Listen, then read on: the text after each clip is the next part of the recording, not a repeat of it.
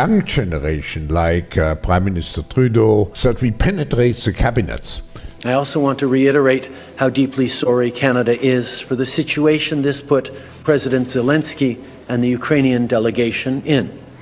It is extremely troubling to think that this egregious error is being politicized by Russia and its supporters to provide false propaganda about what Ukraine is fighting for. Why does this government treat Alberta like a fart in the room that nobody wants to talk about or acknowledge? I heard her say a word that I know is distinctly unparliamentary, and I think she may want to withdraw it. The word was F-A-R-T. I mean, we love your Mr. Trudeau. I mean, his family's always been such big fans of our flag.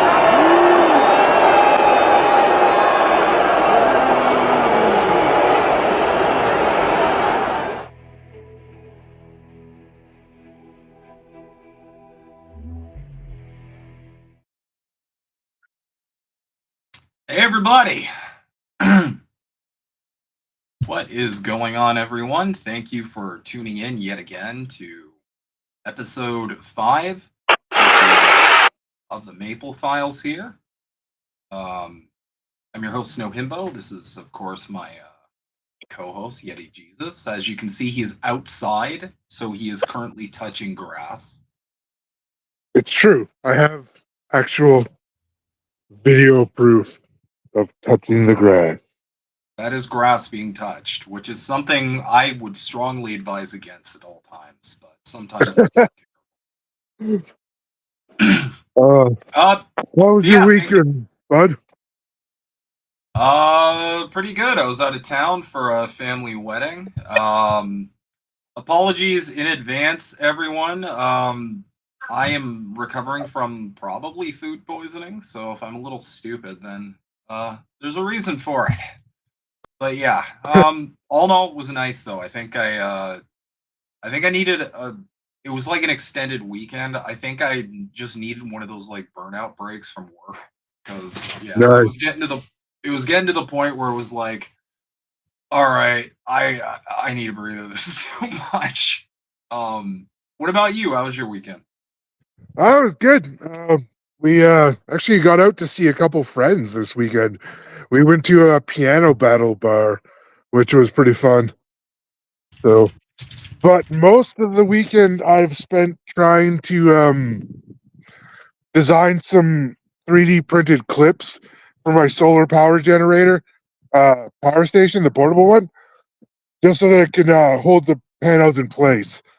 So it's almost finished. It's like I've just got like a couple little millimeter things to fix on each end, and then I can make the full size clips, because I was just making like super thin ones so that I can test fit, so that I don't waste a bunch of filament.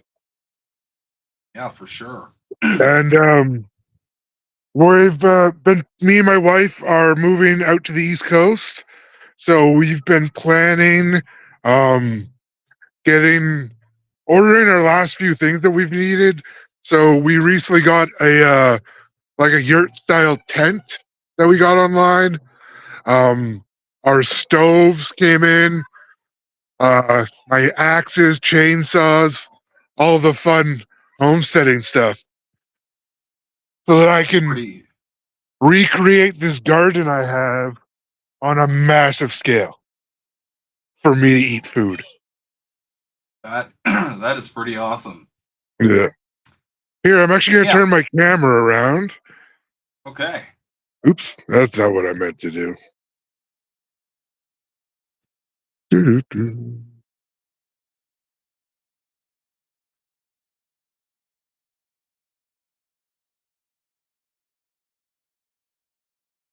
Cool. All right.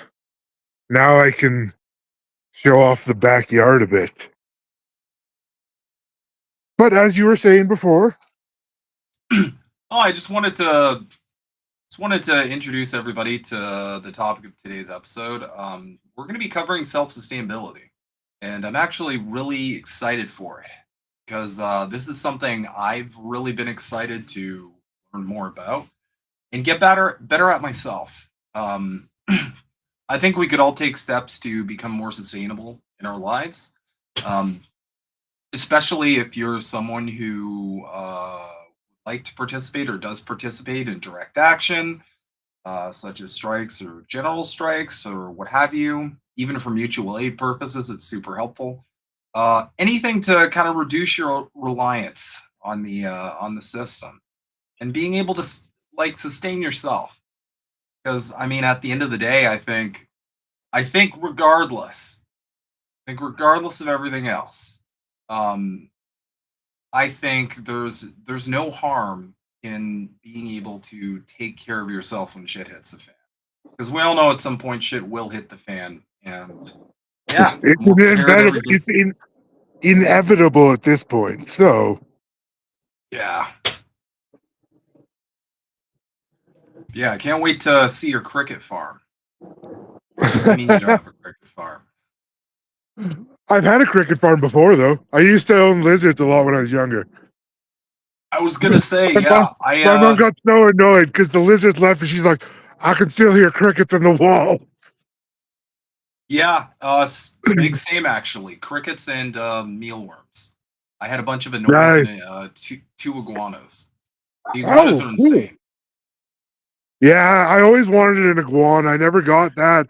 I had leopard geckos, fat tail geckos, um, Australian water dragons, and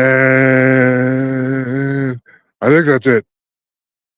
Yeah, iguanas are they're pretty they're actually really easy. If you can figure out the size. And I had mine like semi-trained kind of. She would like scratch Okay. at the door when she wants in and shit. Oh, But nice.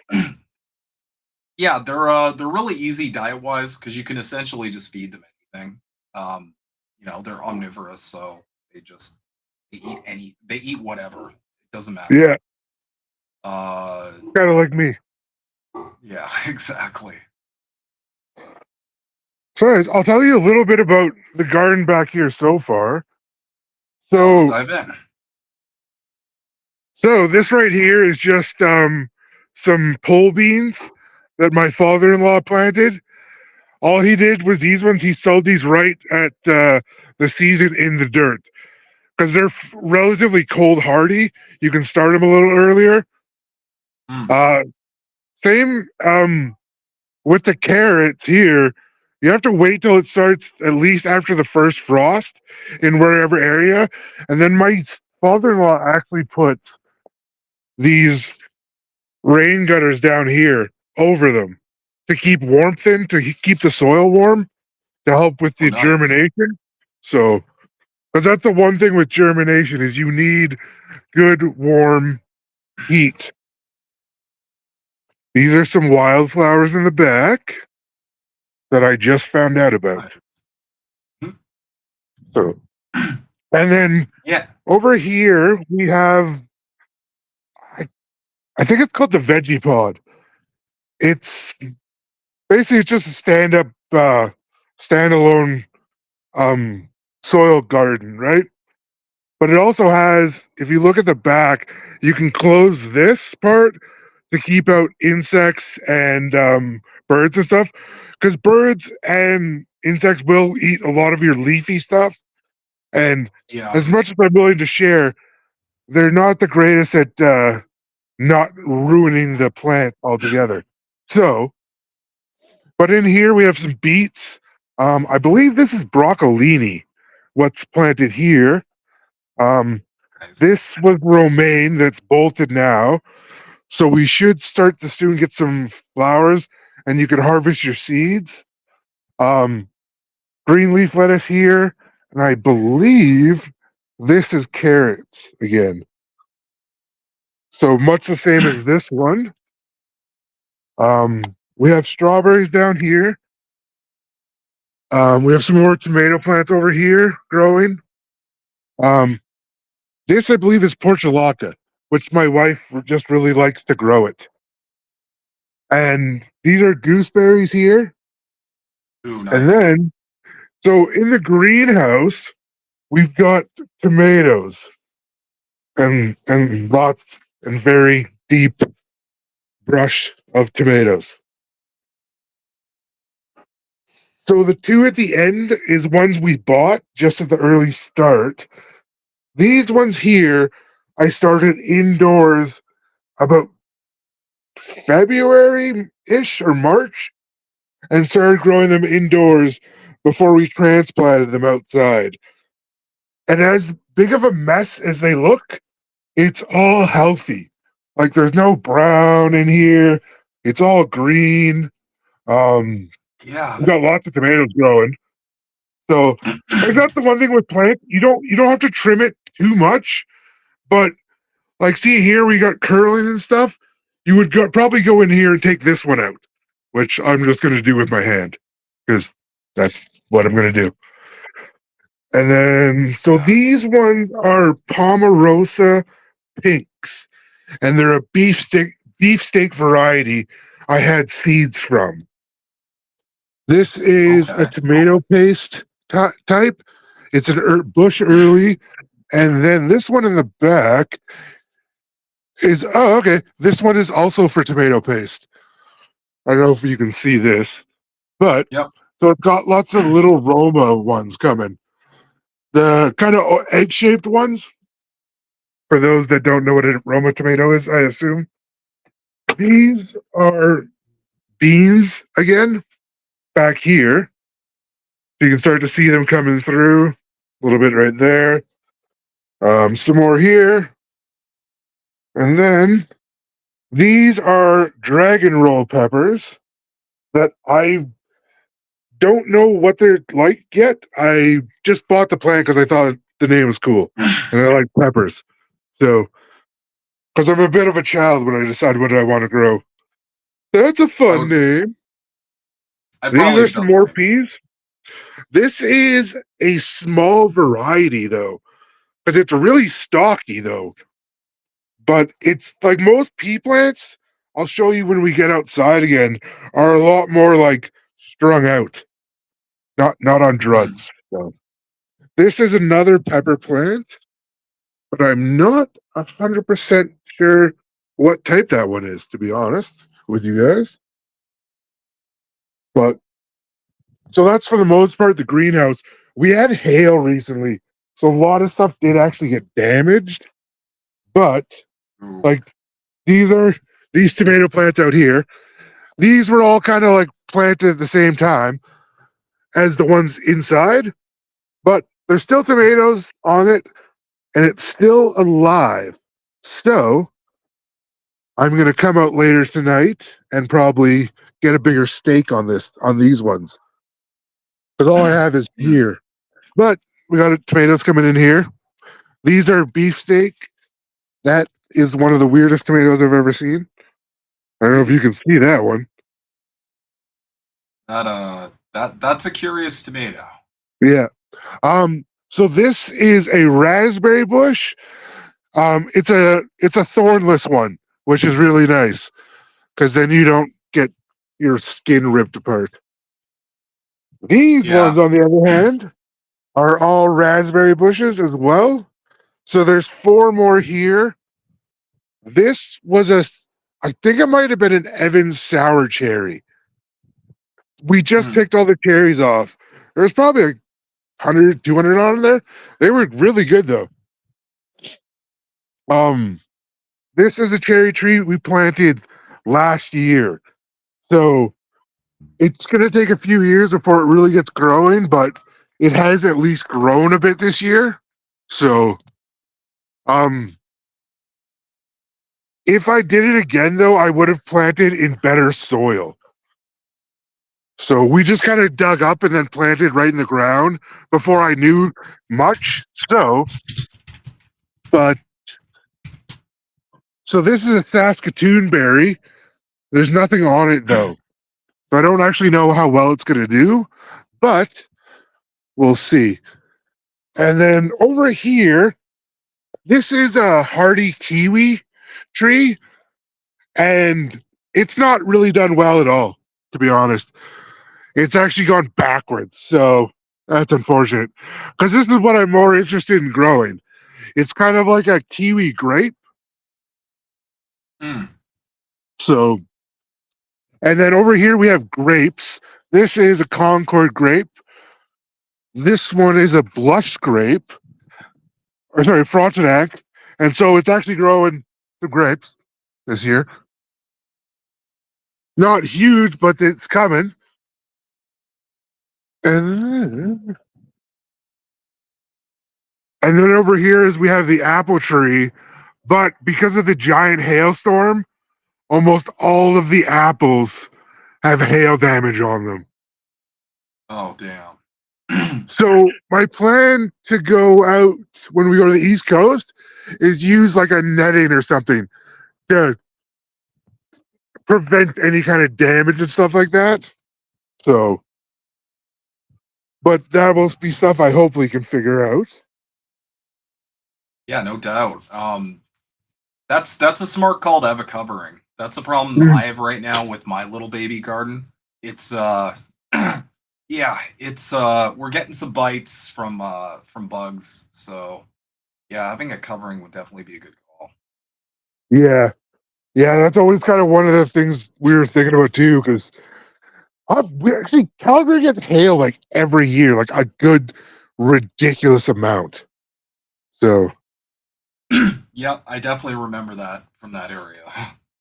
well, we had one like recently again too. It's just stupid. But so this is actually one of the small strawberry plants we have. We did plant some along the fence last year, like just down on that side. They didn't really stick. So we'll probably, well, not me anymore because we'll be gone, but they'll probably try and think of another way in which to do strawberries, because that's a really nice plant to grow, and it generally comes back every year too. So it's not overly hard to maintain as well. Yeah. But so okay, so these are more of these Ponderosa pink ones I started. So you can see a big difference between the ones that are in the greenhouse and here, but all the plants still look really healthy, which is nice. Do you want that deep green color? That's a weed. Get rid of that. And then, oh, so we got some more. We've actually already probably harvested 10 or so tomatoes off these plants. So it's doing pretty good. We have gooseberries here. Well, so those will be good. We have it's like a white variety of the gooseberry. Yeah. Okay, so last year, my sister-in-law actually designed all these um above ground pots things. I can't talk apparently. So actually she drew everything out like for all the rope and stuff along the back for all these peas and stuff. But yeah, so you know I was saying inside the greenhouse how thick that one pea plant was? These are what they normally look like. Okay. So it's quite a bit thinner. Because normally they're just crawl up like a vine. So, and then there's some more bush beans here at the front. But yeah, these aren't doing the best. There's a lot of yellow, so I believe that might mean nitrogen deficiency. I'll have to look that one up to be sure. But your plants could also have hepatitis. I mean, that's probably since they're yellow. Bunch of jackass. Isn't that jaundice? Yeah. I had after my heart transplant, I had jaundice really bad because my whole body had shut down, like my kidneys and stuff. The doctor comes in and my mom's like, "Oh, what should he do?" And he's like, "Don't wear any blue for a while." I was like, "Ah, these are the great doctors I love. I'm in ICU and they're cracking jokes." Yeah. I mean, to be fair, short of resolving the issue, the only thing you can really do in the case of jaundice is wait until your liver is able to, break down It's a waste product, technically, of blood, called bilirubin. That's the mechanism behind jaundice, because it's yellow. So you just gotta wait for the problem to resolve itself. Okay, interesting. Yeah. I see you're learning something new every day.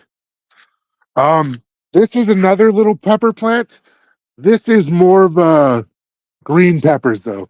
You can see one in here. They're a little smaller, but most stuff you grow yourself will be smaller than what you see in a grocery store, because the grocery store, they genetically mutate it to the biggest varieties because it's easier to sell that. Yeah. More profit and stuff. No, So I noticed these that. are- I noticed that too. Growing up, we had a cherry tree, and I Mhm. was like, whoa, these look way different from the cherries in the grocery store. Yeah, no, very true. Good point. So these are my corn plants. I started these inside actually like super early. And so I've got, normally I think you only get like one head on them. This one has three going now.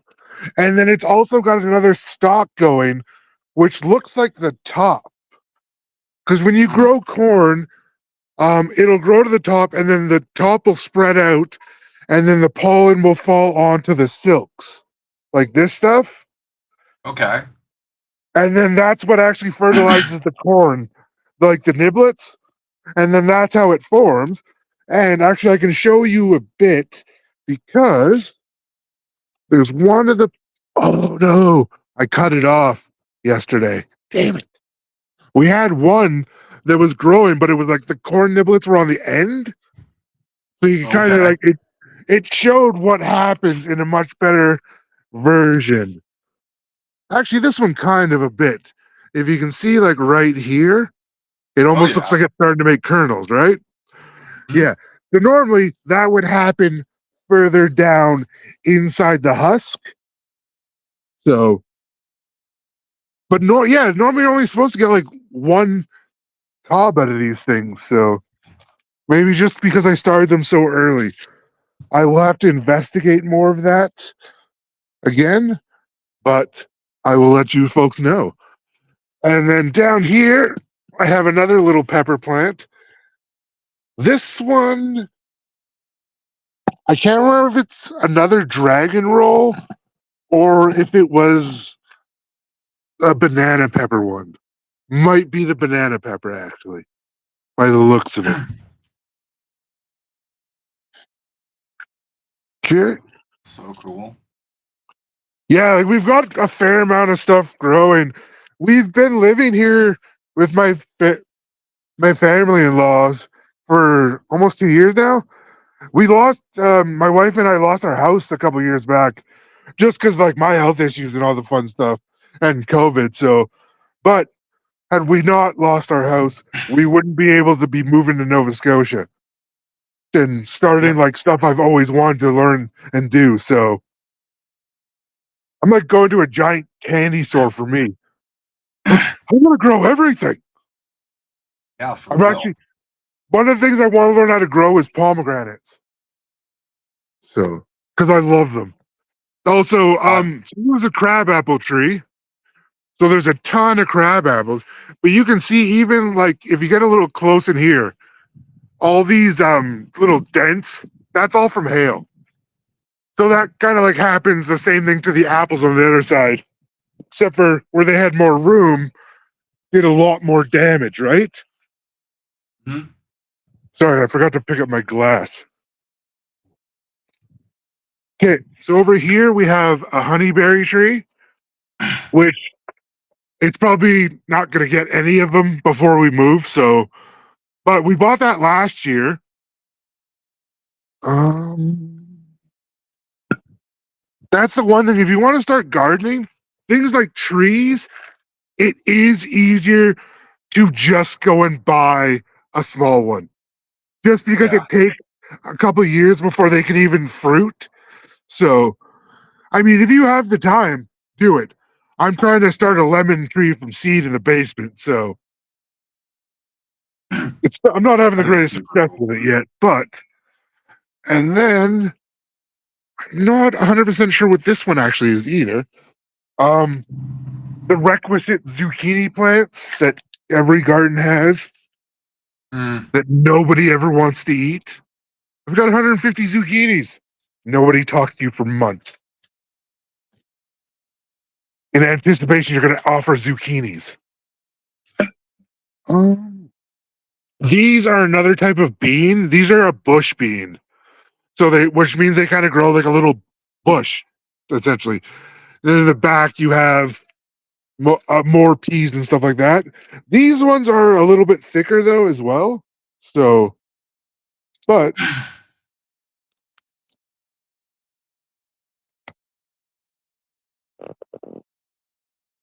fresh peas. So sweet. Excuse me. Yeah, they're like snow peas, I think. I can't remember. That's I, uh that's what's one that? area that that's one area that I pitch in and advise to people. If you're going to make a garden, beans and peas and all that, that's good protein. And Mhm. a lot of gardens, you kind of start missing out on the protein a little bit. Mm-hmm. No, and they're relatively quick growing, and like you said, good protein, which means it'll give you energy. So, especially in a pinch, those are not bad. It's a Yeah. really good idea to grow that stuff. Okay, so some of the cucumbers are starting to really come in now. Oh damn. I had a cucumber plant in the basement that was massive, but when I went away, it didn't really make it through. So, Uh, but I mean, cucumber plants are relatively quick growing as well.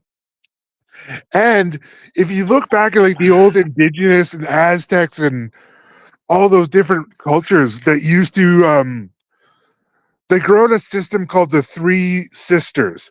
So what it is it's you grow corn, you have corn as one plant, you grow peas at the bottom of that.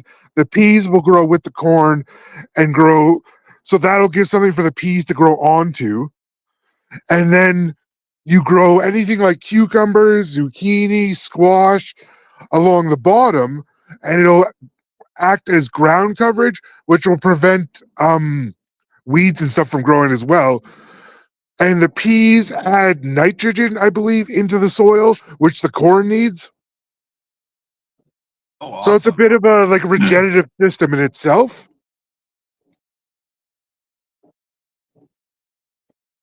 Sorry, I'm a bit Oh, that's rambly. I'm trying to think of things to say as well. So this is some chives, dill. It's flowering, so it's at the end probably now. But I could probably get some seeds. There's a small little ant visiting. oh hey Um, buddy. and then most of the back deck is mostly flower and stuff. We planted for my mother-in-law Okay. just because she wanted something nice. This stuff is called portulaca. It's it's a weird. It's a bit like a succulent, and Okay. it's almost drought intolerant. But it's the coolest plant because it looks like it has little like green fingerlings, but it also gives off these beautiful colored flowers as well. Yeah, that's sweet looking. And then we also have kale over here. Oh, I love kale. It's one of my favorites. I've tried to, and I can't like it. But I'm not I'm not one of those people that just openly hates it either. So it's like if I don't like it, it's got to die now. Whoa. Um, okay, so that for the most part is the backyard. Nice. That looks like a really impressive yield. God damn. And it makes the backyard look so like nice too. That's a good Well, thing yeah, about it's like gardening too. I'm gonna switch my camera back around now. Mhm.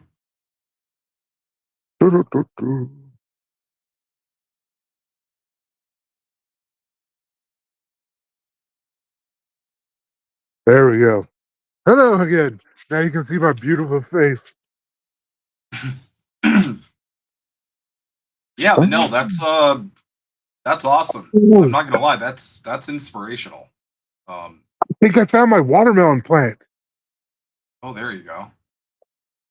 Hold on, I'm turning the camera back around. Sorry. Once again, I'm a squirrel. Yeah, exactly. Okay. So, Okay. yeah, I planted a watermelon seed at one point, but we couldn't remember. I didn't label anything because that would be ridiculous. But I Yeah. think that might be what this is. That is actually super exciting. I don't know how big the watermelon's going to get, but I really want to be able to eventually grow that kind of stuff as well. Because the plan is to do aquaponics when we get down or get out east, which is just you use basically fish waste as fertilizer. And then you also have fish you can eat. That sounds like my jam for sure. Yeah. Yeah, I'll show you. You can do it relatively small as well. So, okay, I'm gonna turn some lights on. Yeah. Um.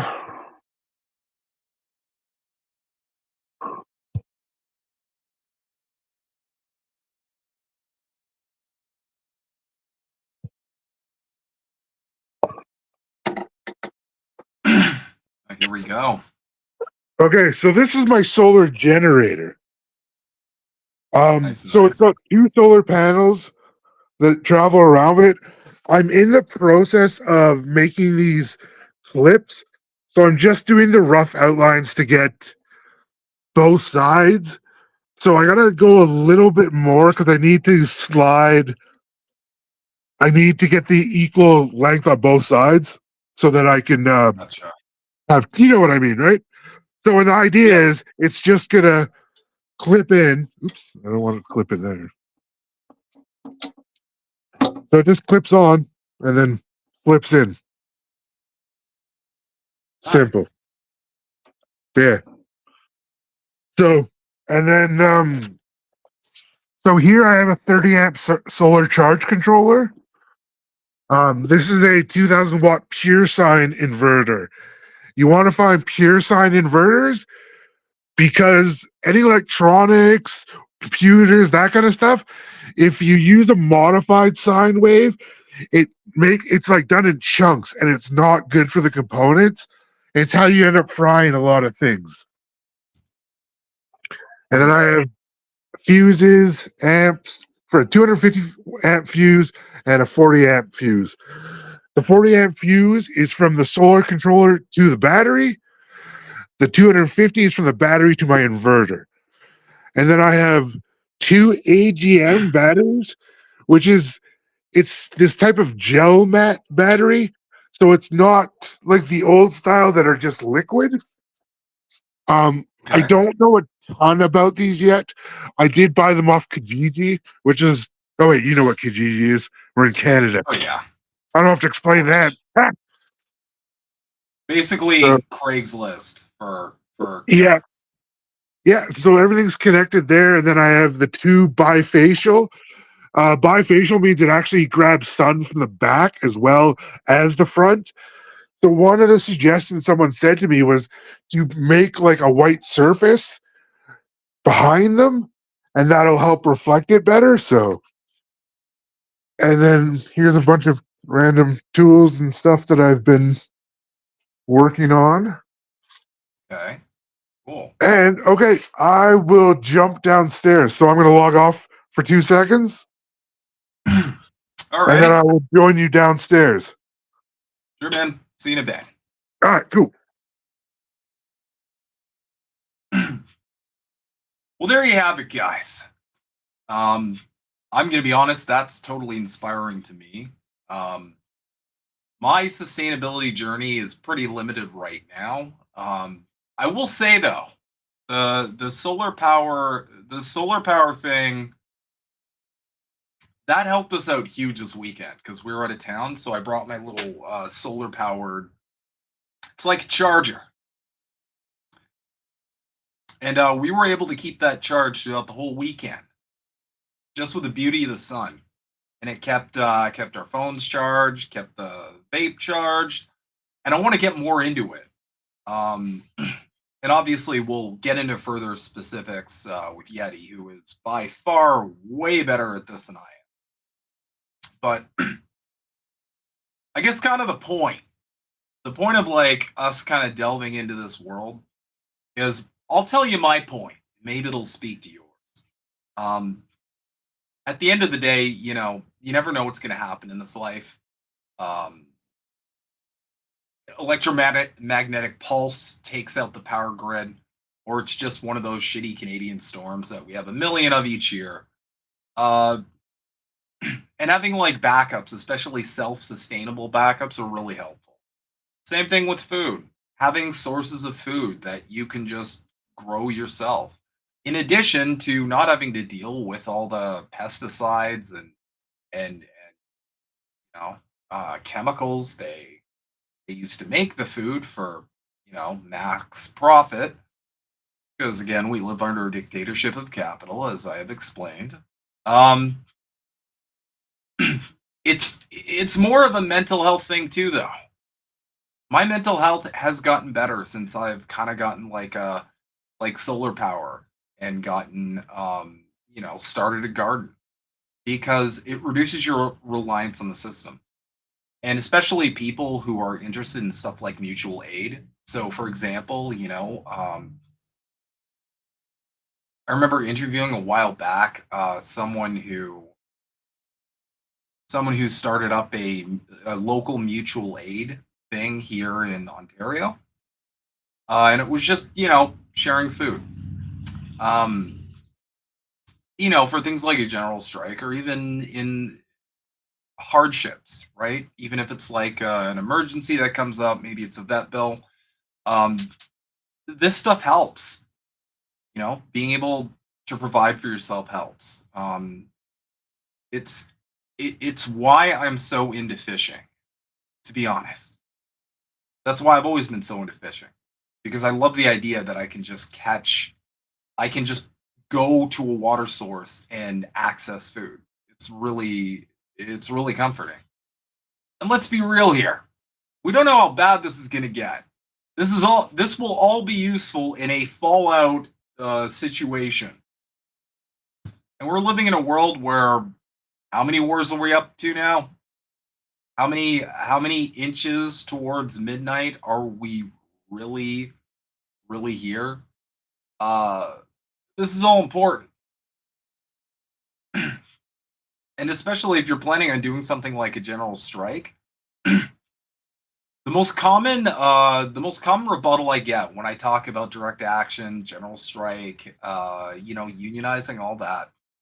Most common rebuttal I get is people just saying like, I wish I could, but I can't afford to take a week off work, or I can't afford to lose this job. I don't know if I'll be able to hold out that long without bringing in an income. Uh, you know, all this stuff helps, especially if we get to a point. You know, Yeti's pretty close there, especially if we get to a point. Um, you know, when you're completely sustainable. You've got your power. Um, Up here in Canada, our telecoms are essentially a monopoly, but there's a way around that too as well, I'm sure. But to get to a point where you got your food taken care of, you got your power taken care of, you have your own land, that's obviously the hardest part. Home ownership in Canada is insane, but that's another that's another topic. And our man's back. Hello, hello. So, the next thing I want to talk about is windmills. Yeah. So these ones are going to stack, but I might actually use them in this formation. Sorry, camera's wigging out. All good. Come back to me.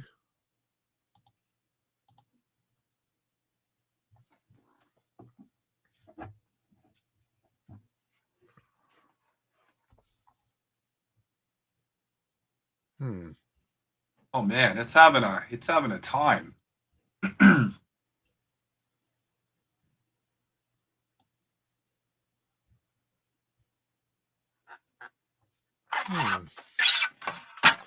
That's weird. Yeah, maybe focus it on something else. I swear every camera now has like a weird autofocus thing that messes it up. That looks good. Now I'll just do it from back here. Yeah. The idea is they actually screw together. These are not my design by any means. This is someone else's. This is Savonius wind turbine. And so what you're going to do is you're going to stack them, and you theoretically can stack them as high as you want. So even if you wanted to go and make like an entire fence line of these, that you could do that. That could be your entire fence, right? So, and then all that wind power would then transfer into whatever system you want. I have to do some more research on how the wind turbines work and like how it works into generating energy and stuff. Because I eventually want to make magnetic generators that I could 3D print, like a magnetic gear almost. Okay. Cuts down on wear and tear. But also, I got this fun thing today. It's an egg incubator. And so, that's sick. I waited till tonight to open it. I'm gonna do an unboxing of some random thing I bought at a discount store. Just gonna open up. I love unboxing. Uh-oh.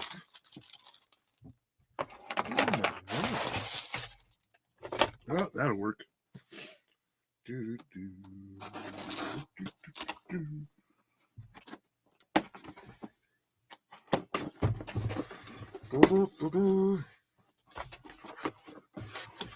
Ooh, this actually looks fancier than I thought. Yeah. It's got a bunch of fan components. Now that's for chicken eggs, right? Or different yes. Egg. Well, I imagine I can probably set it up for any egg that I need to, but okay. We did buy it with the intent of purpose of doing chickens, though. So, it's got a little motor at the side. Yeah, it's a pretty basic setup, actually. I think. I'm not sure which side is the bottom. I think.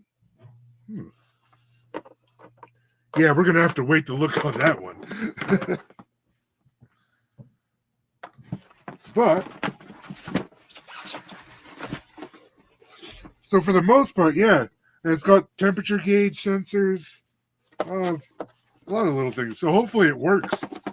Sometimes the discount store I grab stuff from, it's just like Amazon return store. Like they get in pallets. And it's so sometimes you find like some really good stuff. We found a Mastercraft milk cow barn heater thing today. It's like regular $100, but I got it for like $10. I was like, deal. That'll work.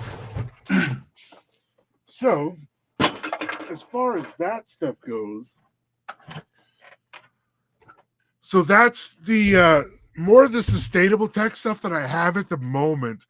I also have bought ESP32 microcontroller boards that you can code to essentially kind of do whatever purpose you want. So my plan is to get them to run some stuff.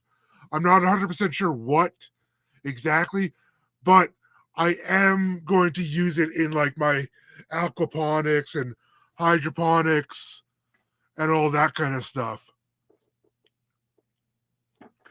So I have a belief that if you can blend like technology and sustainability, it'll make it a lot easier for even people with like health limits.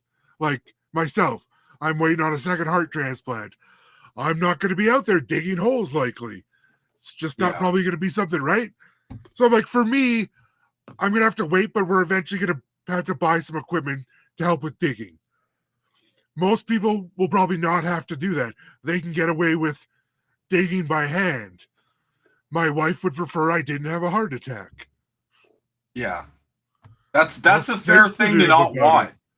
On the list of things that you want for someone, a heart attack is pretty low on the list, I'd imagine. Yeah. So, and then, so like, these are some more of what I was printing today. Just like, okay. So I just made really thin. These are probably about 30, maybe 20, 30 cents worth of materials in this thing. Because you can buy like a 1 kilogram roll of filament, like even like specifically bamboo filament. Because I have actually, I normally don't talk about this one because this is like an incredibly bougie printer.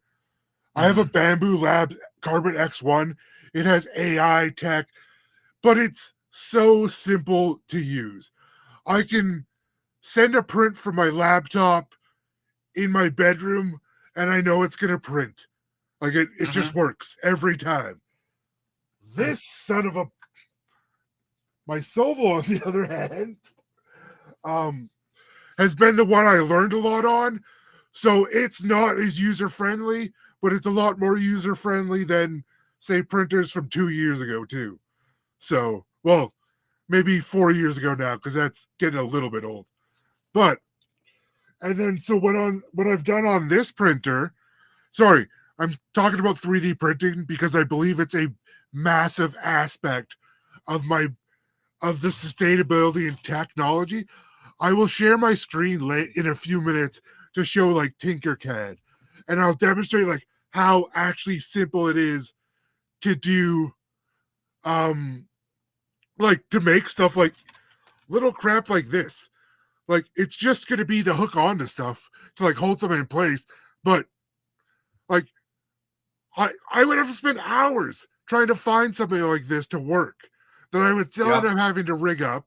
So I'm like, I can just, all you do is you draw like a 2-dimensional diagram of what you want the shape to look like, and then you can extrude it, and then to give you the final shape. Oh wait, Aaron Mares wants to see my 3D bamboo printer. Okay, fair.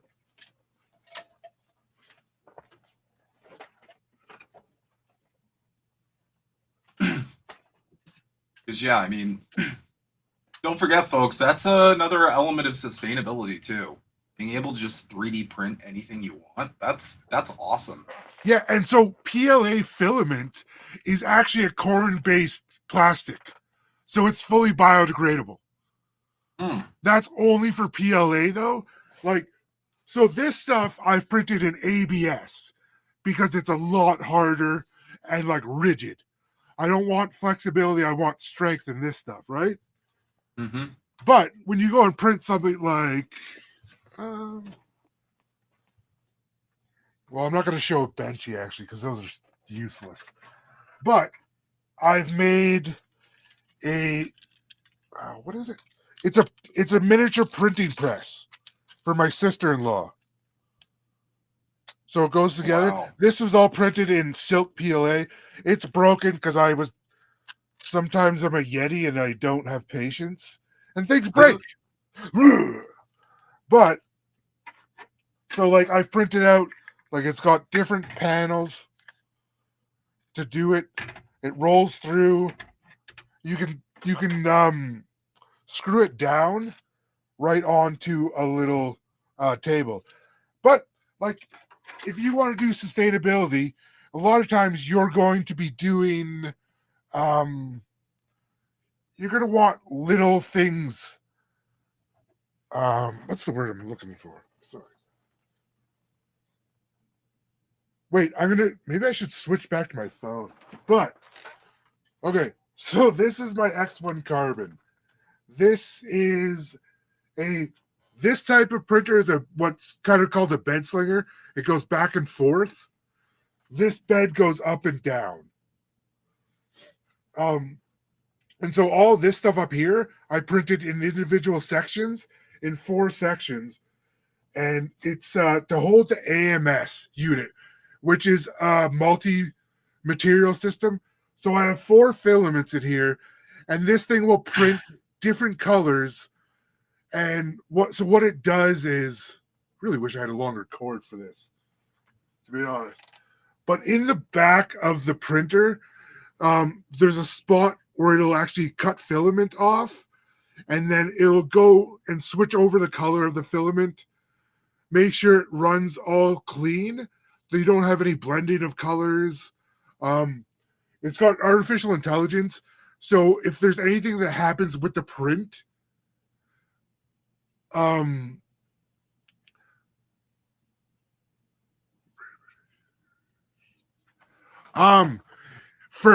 I'm gonna answer a mayor's, and I'm getting too rambly. I feel like I'm boring Himbo even. He's like, God, I hate this guy. No, I'm just listening. This is shit I want to get into, but I have like, when it comes to 3D printing, I know little to nothing. So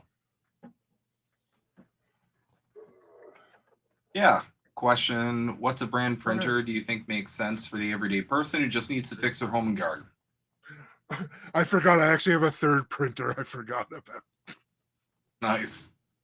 I'm lucky.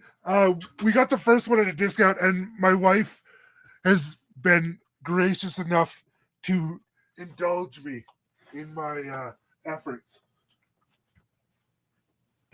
But that is also because she also sees the sustainability factors and all that stuff. So, sorry, back to the actual question about printers. Let me go and share my screen.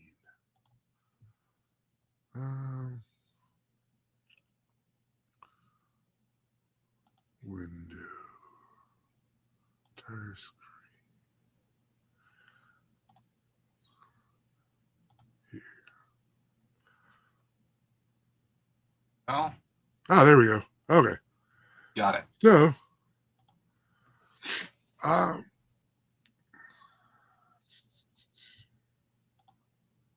nice. Northern Lights. Always a fan. Okay.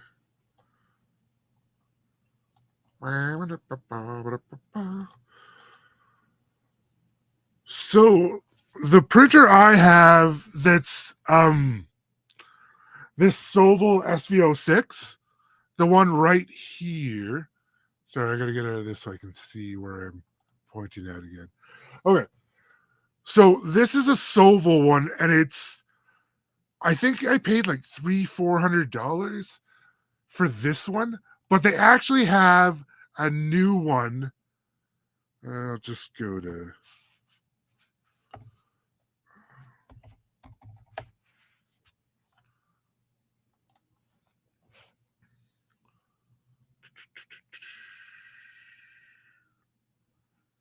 oh, they've got the Soval 8. That one looks a little more out of.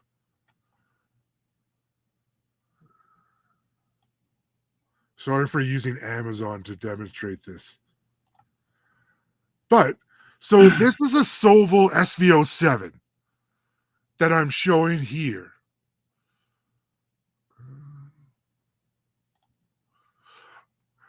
So, this one will actually print as fast as my Bamboo one.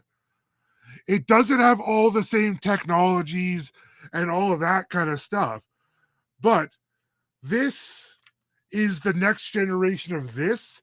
And it's also already got included because I have I built a Raspberry Pi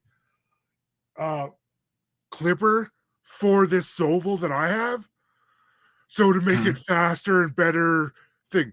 This printer that I'm showing you here, the SV07, which is In the States, it's probably quite a bit cheaper because this is Canadian prices.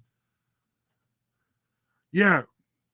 But this has Clipper installed. It has a lot of the newer technologies that makes printing very, very easy. It'll automatically do all your bed leveling. You don't have to sit there with like a sheet trying to get it just to the right depth. It's all built in to do that kind of stuff. So this printer is what I would call basically a setup and print. Like you get it, you put it together, and you should be within about 30 minutes be able to get something to print. And a lot of times they actually have like what's the word I'm looking for? Like files already built in. Because you'll need an STL file, which is just because when you put it through the generators, it just puts it into like all these like minute layers. Because that's how the 3D printer works, right? It just builds layers and layers and layers. And so what your printer is doing is it's taking G code you put it through a slicer and it comes out as G code. And that's just what it does. It plots out every single layer it does and like where it's going to go, like your head of your tool. So it'll like where it's going to move. No, printing supplies aren't that expensive. You can get like, especially on like places like Amazon. Yeah, I was actually going to ask. I have no idea what kind of supplies you actually need for 3D. Just 3D filament. And it's relatively, like, you can find deals. Like, this is Elegoo PLA Plus. So it's a little stronger than a regular PLA filament. This is the stuff I actually printed in I've shown you my hydroponic tower. Wait, I can't show it through here. But I have a 3D printed tower that I've printed individual sections that goes together. So, I printed all that in this PLA Plus. So you get, each roll is a kilogram roll. So you get 4 kilogram roll for about $70 Canadian. I printed a 8-foot hydroponic tower out of 2 of those rolls. Okay. So like it actually is relatively cheap. And the better the machines are getting, the less filament you end up wasting. Right? Mm-hmm. So this is like just regular Elegoo. If you go down, like here's a roll. Oh, this is only a 250 gram roll. But so $26 for a roll. And then you could buy these like, these all rolls are 250 grams a piece. So you get 2 kilos, but it's all different colors, that kind of stuff. These are, what these ones are called is like sparkle filaments, which print really nice. I actually have I printed a little stitch guy in that filament. So you can see. Well, the PLA stuff is actually biodegradable, and a lot of people are starting to make so you can remake your own filament.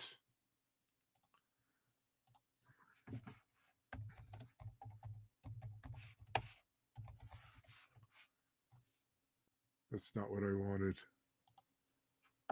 Maker.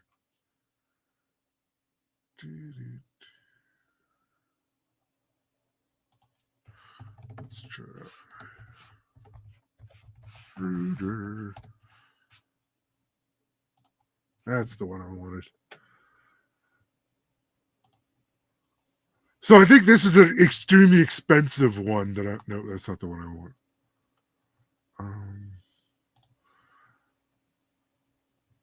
Okay, so this is the one on AliExpress. All you would do would you would like any kind of like you would break down any old filament you have, or like used filaments. And then what you would do is you would put it through like a shredder, like those things that kind of like grind everything down. Like they do it for metal and stuff. You get miniature versions. You put that all through, you grind it down, you put it through a heater extruder, and then you would need another end of the filament to grab everything. I'm not explaining this. I'm trying to find a good picture of what I'm talking about. Like a whole system in one.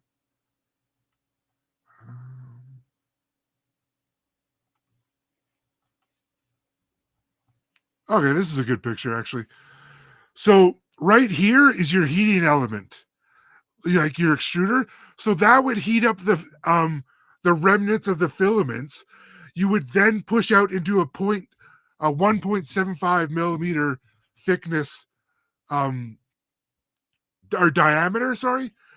And then you would just roll it out, and then it refills onto a spool.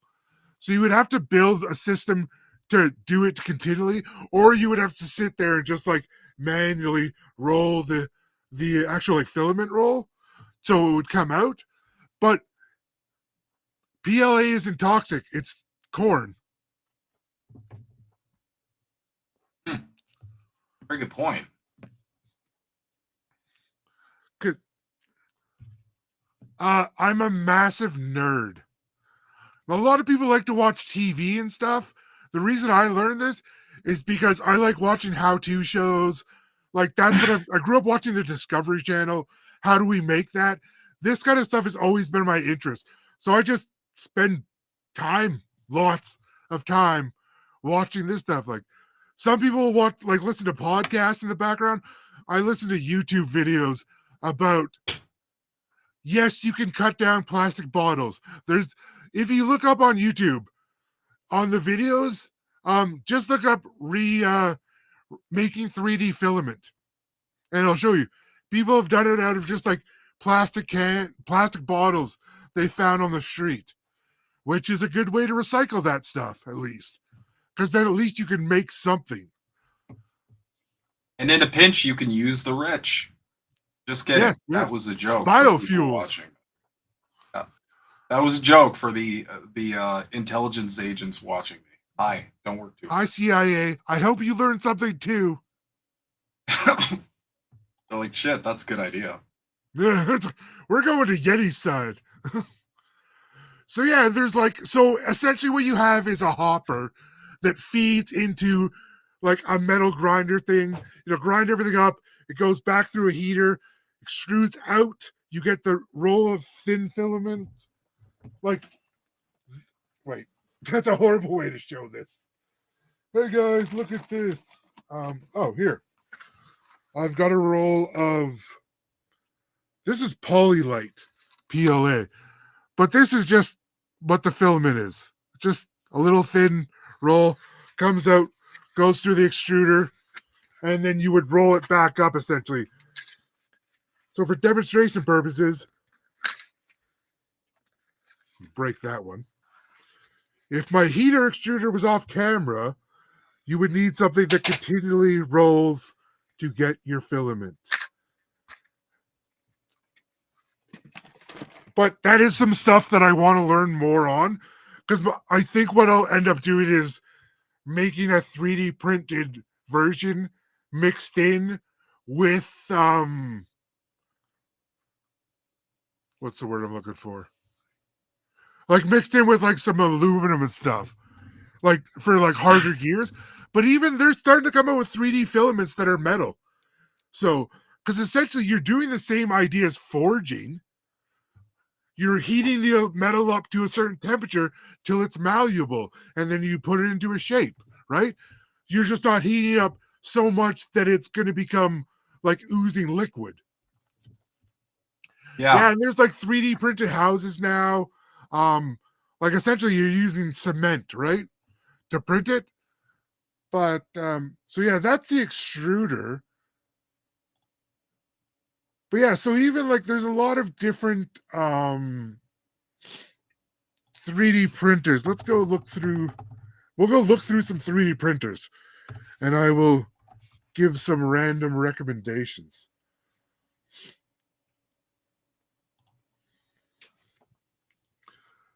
So this is a Creality one right here. These are generally pretty good. This is actually faster than my Bamboo printer. I don't know the specifics about what kind of like tech and AIs in this one, but Creality is a really good brand that's been around for a while. These are Ender is another one that's part of Creality.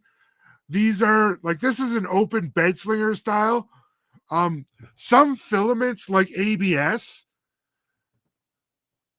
Yeah, we can put together something like filming live for some videos and stuff.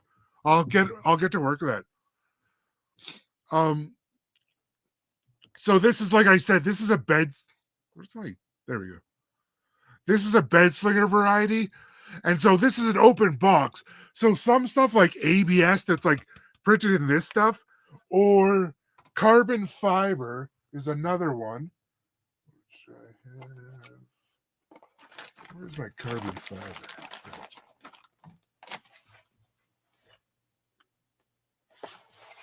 Yeah.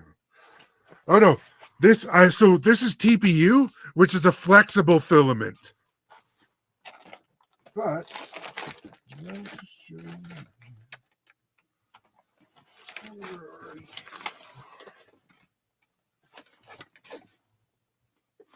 all right, this is the one I wanted to show you.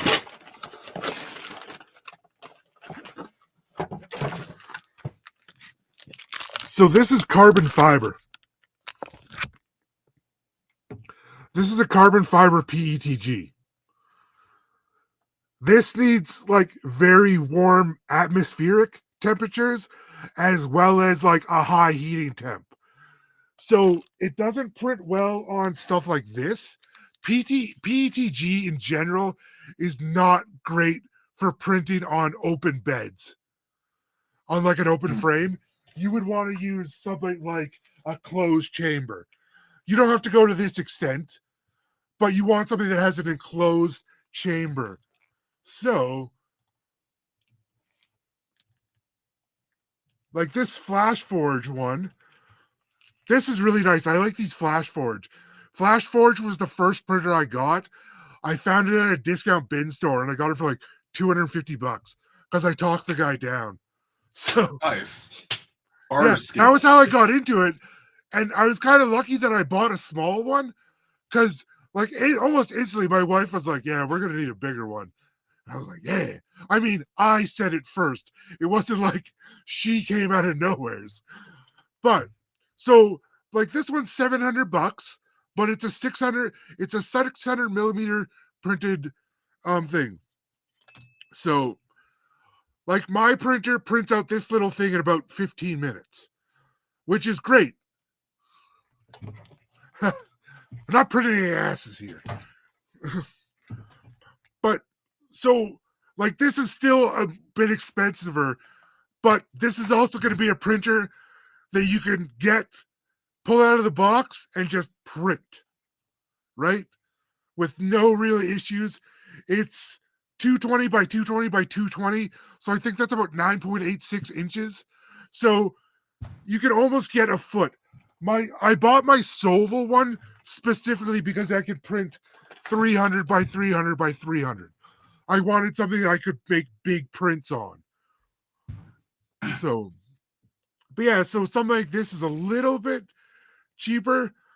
Full disclosure, my Bamboo printer and the AMS was like $1,900. I spent a lot of money on that one. I came into some extra money for once, so I decided to treat myself. I did buy my wife a French horn though, so I mean, the printer makes stuff. I mean, she can make noise, I guess, so. Oh my god, I just had a brilliant idea. What if we just 3D printed money and then everybody be rich? Right? We'll make tokens. Yeah. Wait. Yeah, and so I think that's called counterfeiting. Never mind. Okay, scrap that. No. But and then so yeah, so you can like get like a really good high-end enclosed one for like less than 900 Canadian, which isn't horrible. Because these things used to be a lot more expensive than they are now. But then you can get like an open bed slinger, like this Sovol SV06, which is the same one I have, but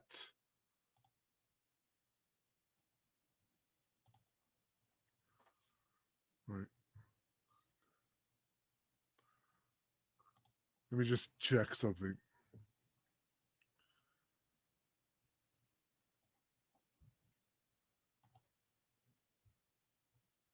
Okay, so this is the one I have, and it's for just shy of $500 right now. But you could also buy the newer version for almost the same thing. And the newer version has what's called Clipper built into it, which what your 3D printer does on their main board, like it's got a 32-bit board, and so what it's doing is it's calculating how much heat, how much cooling it needs to do, where it's plotting, how much extrusion, how much like it's doing a bunch of different things.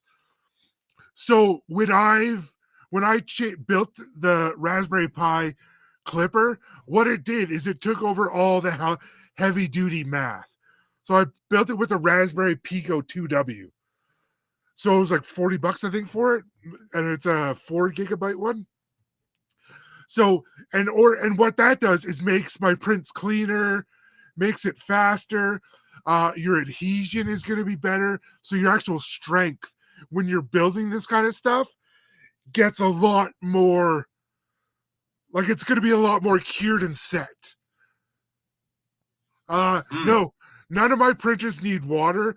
There is 3D resin printers, and I think those need like wash down basins and cured. These are what called FDM, which is, I'm not even going to try and remember what the term is, but it just means it's making layers is all it means. But as they're getting more and more advanced too, like you're starting to see metals, you can print electroconductive filament, so I can print PCB boards. That's actually what started the getting the bamboo printer, is I wanted something that could do multiple filaments and multiple types. So sorry, I haven't been. Yeah, so I just wanted to read back in the chat a few minutes. So yeah, I've been a really big proponent of 3D printing. I think it's one of, not even the next like tech revolution we're looking at. This is like one of the keys to becoming self-sustainable. Because once you can start printing metals, we're talking about making irrigation pipe, all sorts of things that could solve so many issues. Because a lot of the pollution we come up with in the world is, aside from the military industrial complex, is all the shipping and all that stuff. So if we can start making our stuff at home, we're looking at so much carbon emissions being reduced, and at the same time taking the literal means of production into your own hands. Yep. No lie. Right? Like being able to, and again, you're reducing your reliance on the system, because instead of going to Amazon or Home Depot. Now, I know it's Depot. I'm not that dumb. Instead of going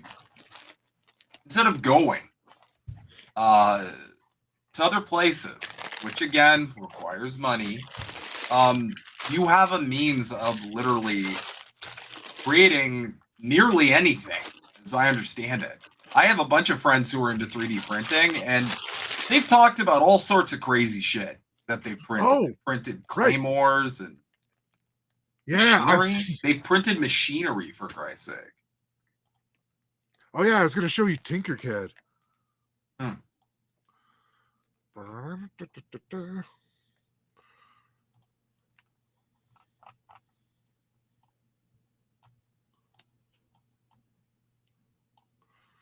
Oh, sweet. It's just like AutoCAD. Yeah. And so this right now is grouped as one piece. But all I got to go back in here to do edits is... So y'all, that's what he printed off that he showed us. And yeah, so there's a little button up here, just ungroups it. So this shows you all the different shapes. So I can click on this one. Click on this. Whee!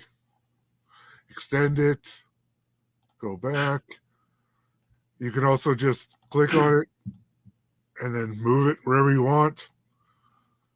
So yeah, these are all just like individual pieces I've put together.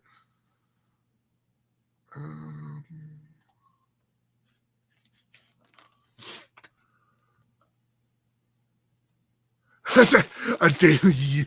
I don't print daily on the, unfortunately. Just so we can skip the learning fuck up phase. I know exactly what that means too.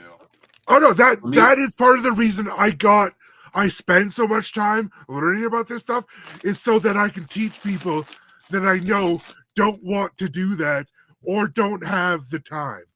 So yeah, so like all these are individual pieces like I've put together. I keep losing my cursor. How do I make my cursor like black or something? But yeah, so you see this like gray part? These are holes. So you just bring this on and then you can insert holes. So originally I just put an orange cylinder as the round piece, and then I put this as a cut through. So you can see it goes all the way through, right? So I'm gonna just go back. So basically you're just making shapes and putting them together in whatever way you want. So, okay, oops, too far.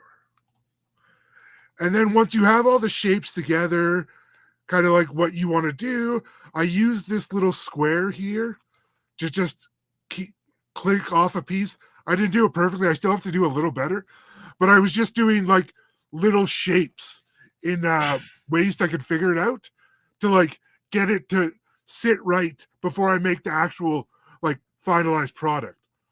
So now just zoom back out, highlight everything. You go back up here, hit group, and then you've got one piece. It looks a little bit like a sickle. I'm not going to lie. I didn't realize that till now. Weird. I spotted it for some reason. Yeah. Strange. So yeah. So now you're basically left with your 3D shape. And it combines everything into like one thing. And then what you do is you go up here to this export button and click STL. It'll save it, which I have a bunch of them already.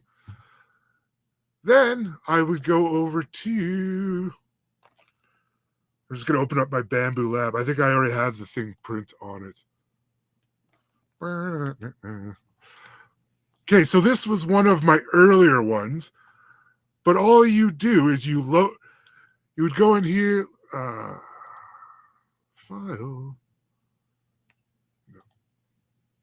new project. And so this is called a slicer program. I'm just going to bring it over here because I just realized I'm not on the right screen.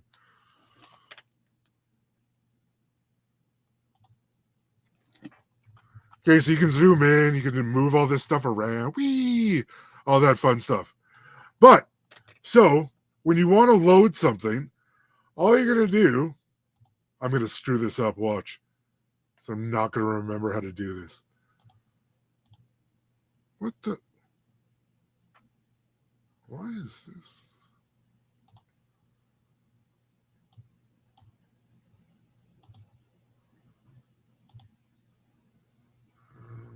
You just go to import, and you're going to go to STL files. It's going to open up your documents. Double click. There you go. There it's there. And then so you can do a lot of like different adjusting to... Sorry, 1 second. Hmm? I just want to get my screen back up, so... That's not...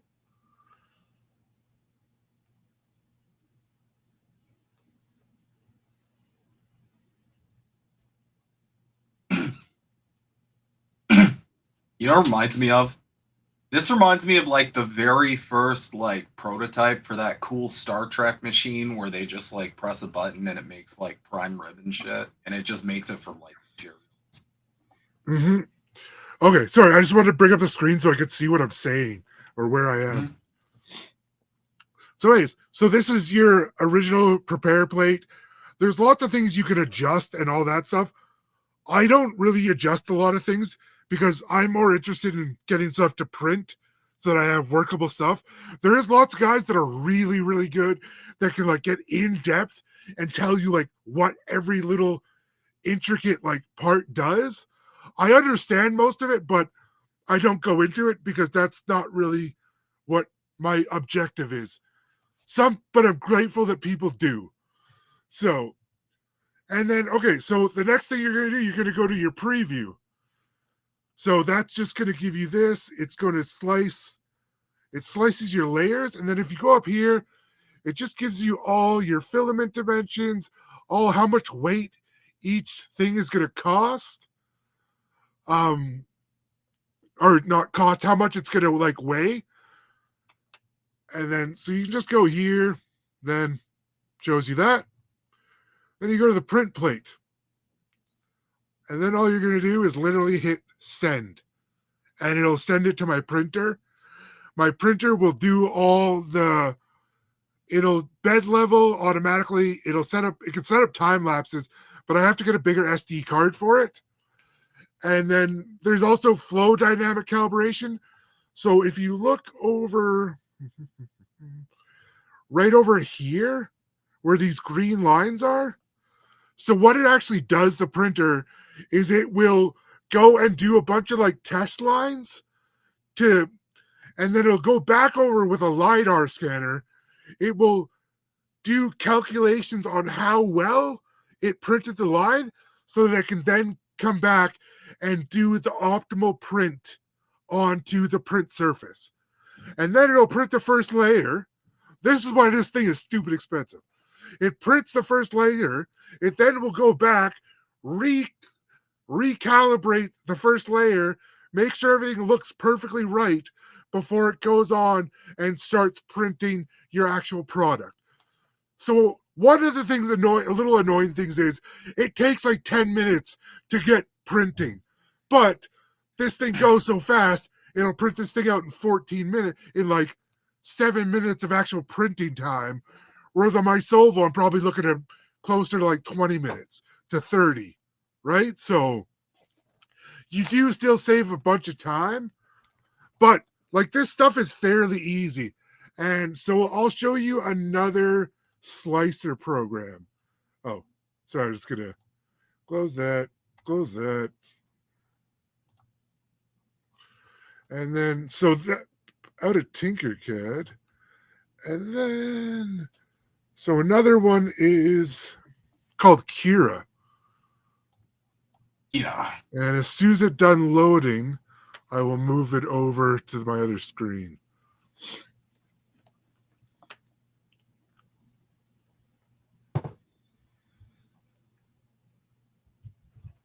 So this is just a different slicer program. It is...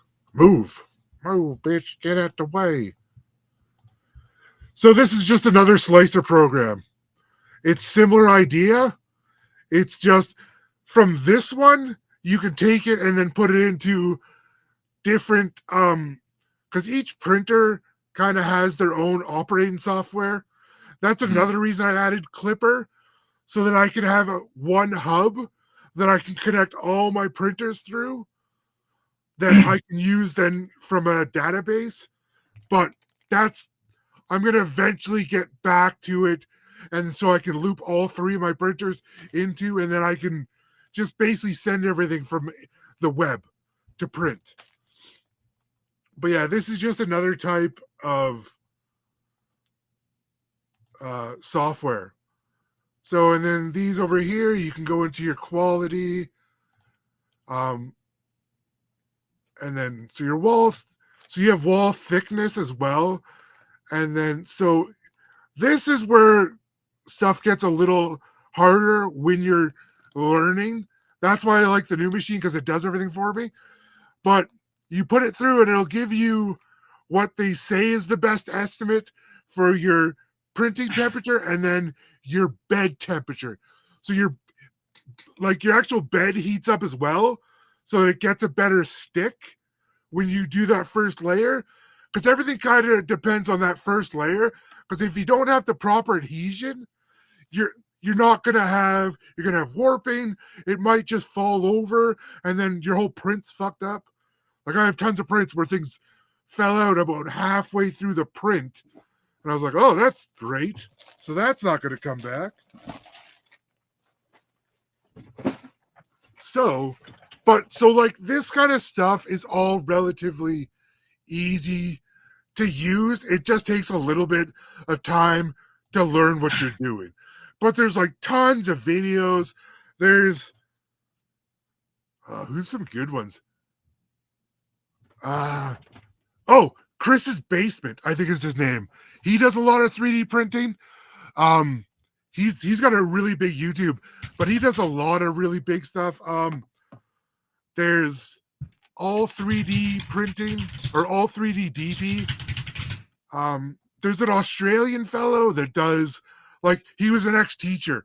He just got into teaching 3D printing to his classes, and then he got so good at teaching, he basically started teaching on the internet, and now he's making bank at it, which is really nice.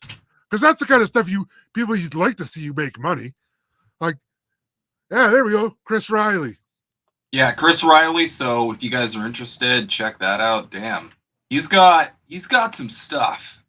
Yeah, and then let me do a quick search of some names. Oh my god. The stuff that you can 3D print is insane. It's so cool. Oh, it's amazing. And so you can go to a site. Actually, that's probably a really good site. This will be good to show people. Printables. That's not how you spell that, idiot. Why won't you work with me?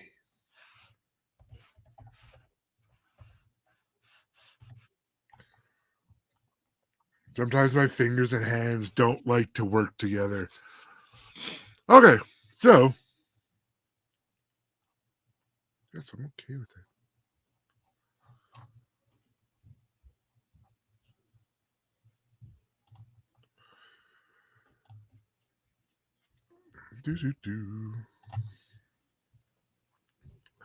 Oh, yeah, for those people who don't know my name, it's James. I don't ever really use it. So, like, if you go into my file here and just go to liked models here. So this is like wind turbines that I've saved to print. This is a little mini Yeti character I printed one day. So you can just go on here, and whatever you want to look up, you just go search and be like, all right, I want a pot, for instance. We'll go easy. There, you got a bunch of 3D printed pots you can print.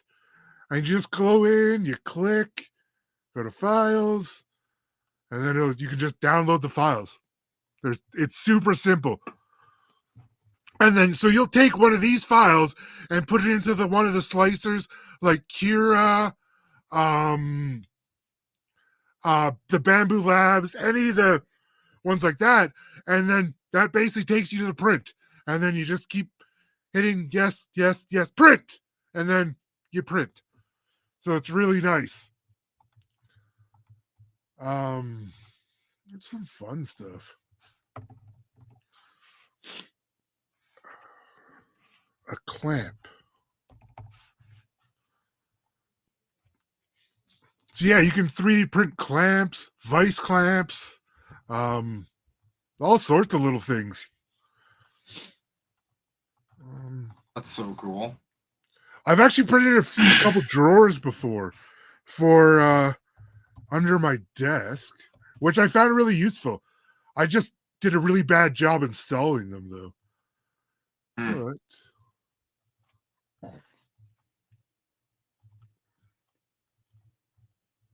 yeah, stuff like this. This is cool. Like little stuff like this. So especially if you have like a workshop and stuff, like nails, screws, stuff like that.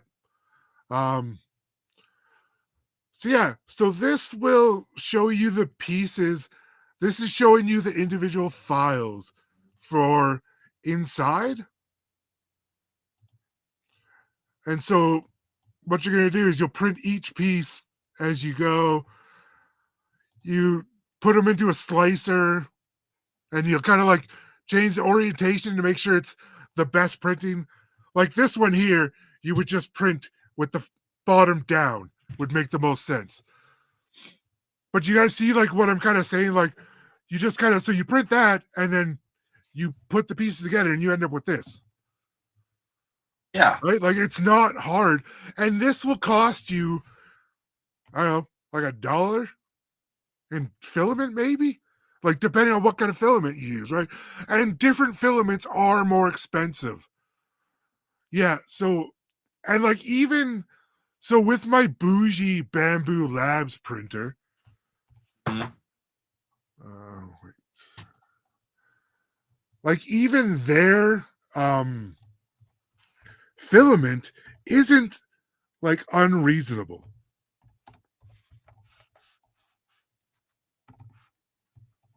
Keep going. I'll be right back.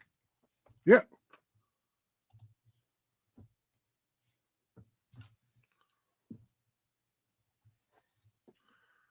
So yeah, if you just go to the store, which I was already in apparently. Okay, so this is basic PLA. And so if you and so their bulk sale prices are if you buy the same filament.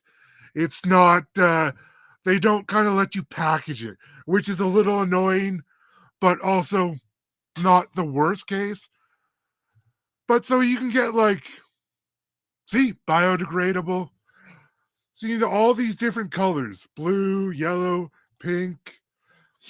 And with Bamboo Labs, what they actually have in them is they have an RFID tag that will read in your AMS units so that if you have two of the same color or filaments in your AMS and one runs out, it will automatically switch over to the other filament and keep printing. So you won't end up with lost filament prints or any of that kind of stuff. Because some printers will keep printing even if you run out of filament, unless you have a filament sensors, which I have on all my printers. But it's okay. This is PLA. So you can buy bulk at 17, 18 bucks Canadian. And that's for the filament with a spool.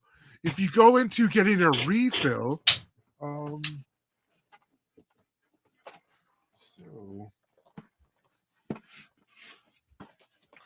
okay, so no, stupid.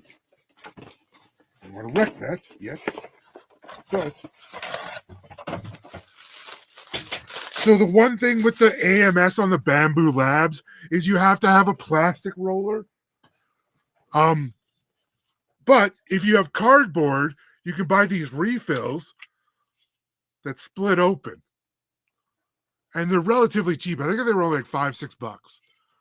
But so what happens is they actually have, when you get new the refills, which it'll just be like the inner core, so that you just put it, you kind of slide it over, put it together, that's your roll, right? The actual like refills have RFID tags in them.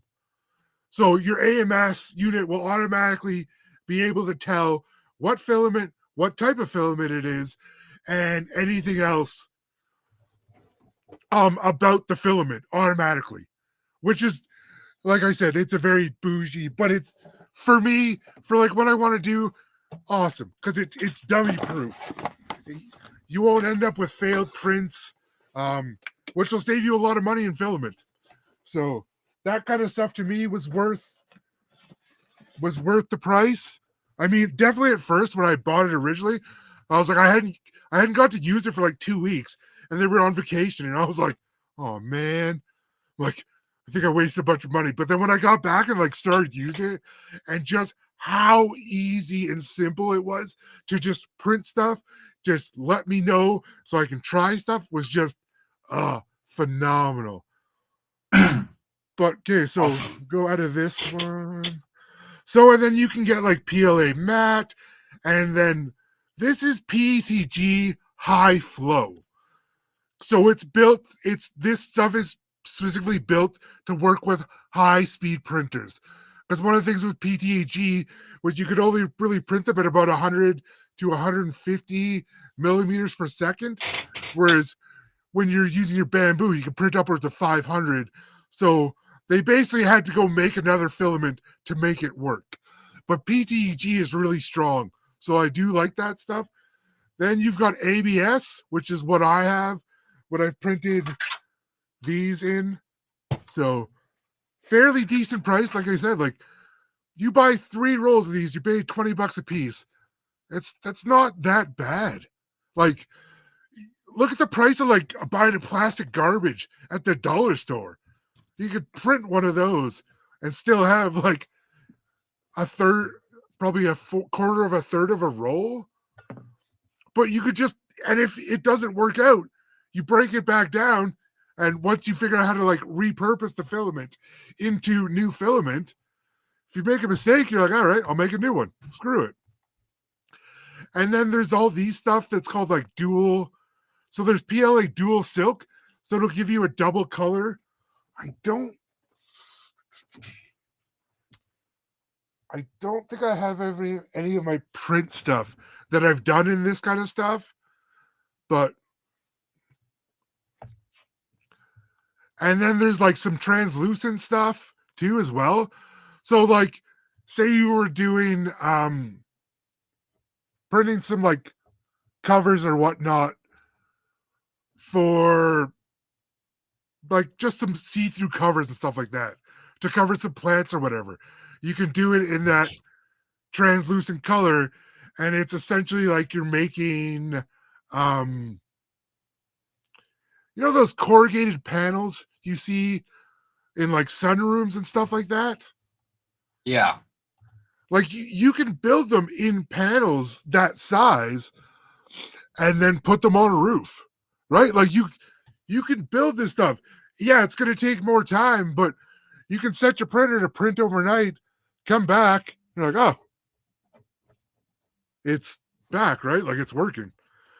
So you can print stuff overnight, and then oh, sorry, it's not what I meant to do. No, that's not. Oh, good. Yeah, I'm only getting used to using like sharing screens and stuff. So That there works. we go. Yeah.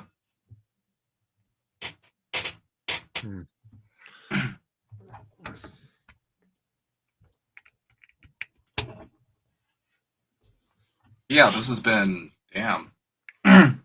This is super helpful, especially for me, because 3D printing's always been one of those things where like I've just heard of it and it sounds really cool, but it's like it seems like a lot to get into, and it's also something that I like don't understand, and now I kind of feel like I get it. So that might be the next This thing. is the pink color.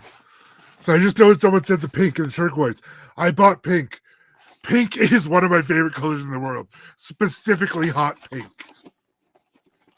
It is a pretty vibrant color. Sorry, yeah, I'm gonna figure out how to get my camera to work a little better.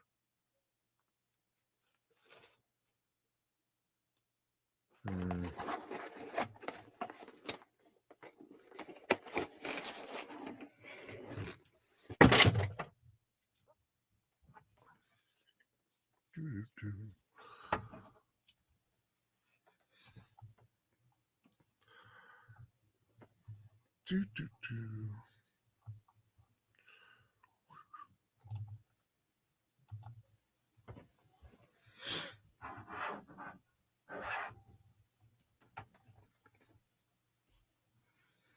like orange too. It's a great color. Hence my. Also, I'm not a fan of the Mets. It happened. Why, computer, are you doing this? I guess camera would be the more. 1 second.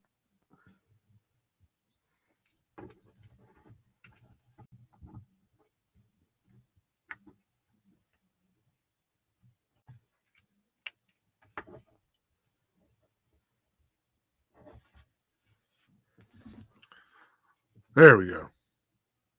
Okay. So yeah. So there's like different PLAs you can get. There's glow in the dark as well, which I have I have done glow in the dark. It hasn't been that great, but I don't know what GF is. This is gluten free? Oh, glass fiber reinforced. Yeah, Oh. I was gonna say it's probably glass fiber reinforced. Oh, I gotta look up some more about that. Looks like I'm learning today too. Yeah, so there's lots of different like filaments and stuff, and you can actually get this like filament support stuff that just it breaks away a lot easier, so you have a cleaner surface. So, oh, hello, hi everyone that I haven't said hello to today, because sometimes when I get excited about stuff, I don't shut up. In case you've not noticed. So yeah, like that's the thing, like, so filament is relatively inexpensive. Even getting started is, and that's the thing, you want to get started before the powers that be really kind of notice what we're doing. So, Yeah. but like, yeah, and I've had a great time learning and stuff like that. Yeah. So that's the thing, is I want to share the knowledge. I want to be able to turn around. So, and like I have a bunch of like filaments, and I have a filament dryer as well right here. Because you want to, if your filament gets wet, it can lead to cracking. So sometimes you got to dry out your moisture. So it's stuff like that. I got my sailor hat. What would you do with a drunken Yeti? Well, that's pretty awesome, man. Appreciate I that. think that's most of my stuff I've got for the most part. Cool. Thank you all for indulging me. I do have a couple follow-up questions. So, yeah. When it comes to like getting started, I guess, when it comes to, getting on this sustainability kick, what would you recommend for people who are like, yeah, I want to get into this stuff? Like, what would you recommend starting with? Like, for example, like growing your own food. Start with something small. Because you know what? We all thrive on small successes, especially any of the neurodivergent. So we, especially us, have a tendency to like try and go full bore, right? That is the worst thing we can do right now. What you want to do is start with like one small like tomato plant, or as much as you're comfortable with, right? And just get used to doing that. Start learning little things. So if there's like something goes wrong with that one plant, you're like, okay, I can focus and learn that one thing. And then it makes learning things a lot easier to do. It's like you breaking down stuff into small little bits. It just makes it easier, but you don't want to overwhelm yourself to the point that you're just going to shut down. Because I think a lot of people probably do that, right? Sorry, excuse me. So what I would suggest is start like with one like vegetable plant. Just get used to it. Kind of like watch it grow. Just like look at your plant. Look at what it's doing. Like, I'll go grab one sec. I'll go grab a plant.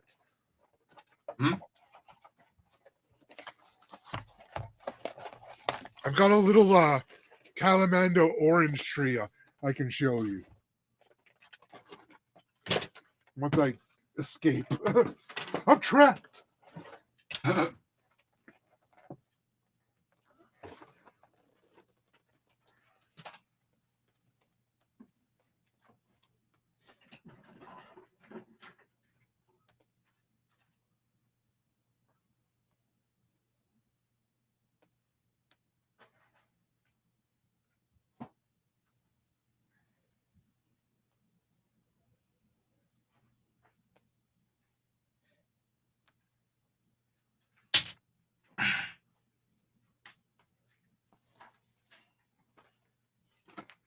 I switched my mind. The oregano plant is an easier one to show because it actually needs a little bit of work. But, so, you can see how...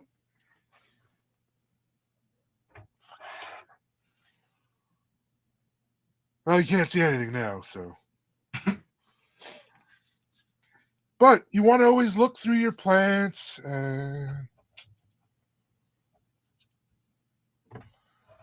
if I do? Can I do this?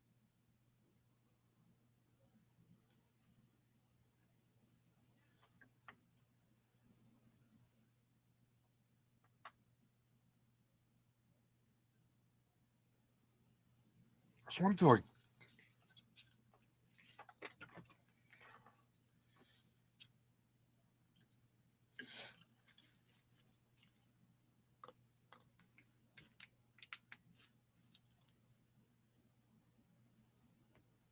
There we go.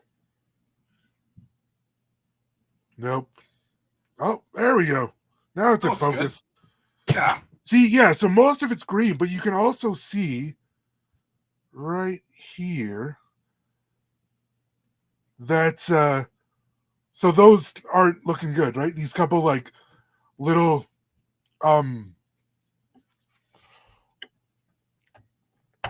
those few little leaves. But if you're going through and looking at it every day, you start to learn about the little things and like a little bit about your planet each time. So, and it's surprising like how much water you don't really need for gardening. I was notoriously bad at overwatering, and I'm starting to learn that you really want to let stuff dry out. And then, so this, what I did was the easiest thing for me was to go get one of those cheap soil testers off Amazon that tell you the soil moisture. I was just like, this is the easiest way to do it. I don't have to guess. You put it in. Once it gets back to dry, like you check it every kind of couple of days. Then once it gets back to dry, leave it for a day, then water it. Water it once, get it really wet, let it drain through, then repeat the process. Yeah, because that's more like natural rain. Yeah, exactly. Like, you want it to be able to dry out because that's how the roots breathe. And that's how they get oxygen. And you know what happens when we don't have oxygen? Yeah. Joe Biden. No, I've always kind of thought about that when it comes to watering plants, because if you think about it, like in the wild, it rains for like a day. There's a whole day it's gonna rain, just constant. Everything's wet and soggy, and then it's sunny for a couple days, and everything dries completely out, and then the process repeats. It's not like this little bit here, a little bit there.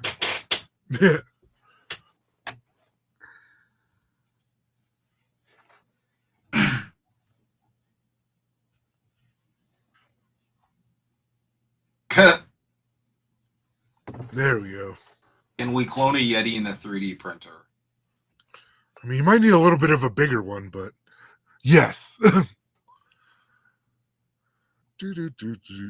like to print one for myself. A Yeti would be very handy around the house. I've had like tons of failures with plants and stuff. Like I'm still trying to learn a lot of stuff. I am going to try and write an article about watering because I have up in the Substacks, I've written 3 articles on like soil, the different types of soil, and then I think, yeah, it was the different types of soil, the macronutrients and the micronutrients. So if you ever go onto our Substack, there's, damn it, Chur, why? Yeah, so I've been writing articles. I'm gonna get back into that too, because it was good for me to learn that way. No, for sure. Here's a question I've been wondering, just because I'm noticing we're getting into fall, and I'm realizing that my garden will perish once it gets cold out. What kind of vegetables are the best to grow indoors, if any at all? Like for those winters, for those Canadian winters, what can you do during the winter to kind of grow stuff indoors? Tomatoes are actually surprisingly easy to grow inside as long as you have grow lights and like you want to keep it relatively warm. But you could, there's like those little Amazon greenhouses with like plexiglass, not plexiglass, like just like that plastic covering. Yeah. But any herbs are really easy to grow too, like rosemary, chives, dill, because they're weeds as well. So they're actually easy to grow and they're a little harder to kill. Nice. But yeah, so pepper plants could do well inside, but like I grew cucumbers inside. Yeah, as long as, because really what you're, okay, this will be an easier way to explain it. Essentially what you're trying to do is recreate the most essential environment for whatever plant you're trying to grow indoors. Mhm. So just take that approach. Look at what it wants. If it wants a lot of sun, maybe, and you get a lot of sun from your, like you're in an area where there's a lot of sun, use that. If you're in a place with not a lot of sun, use grow lights. Supplement a little bit of warmth, heat, that kind of stuff, right?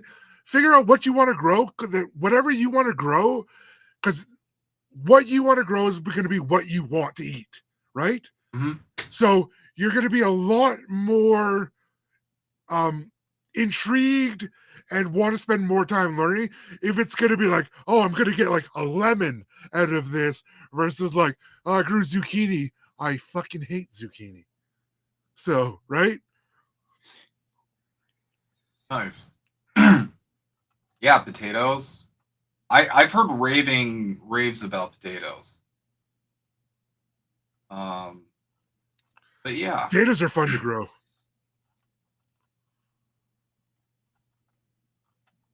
Yeah, potatoes. Let me think. I imagine most root vegetables would probably be pretty easy to do indoors as long as you had like the, like the pots for it, I guess. True. I love me some turnips, that's why. I'd love to grow turnips all day. I would happily be a turnip farmer. I think they're amazing. I'm just going back and reading the comments at the start because I couldn't see them earlier. Oh, gotcha. Okay, I'm caught up. We're good. Yeah, but damn, we're coming up to time, but damn, this is like a masterclass. We're definitely gonna have to do more of this because it seems like a lot of people really. Yeah, I'm really hopefully, enjoyed well, it. yeah. If people want to learn, I'm more than happy to help try and teach. Because I'm still learning anyways, right? So if people ask me questions, that'll give me something new to learn that might be useful for me. Yeah, I mean, for me personally, my big journey currently is like, what can I get from my garden and somehow like take it inside for the winter? Yeah.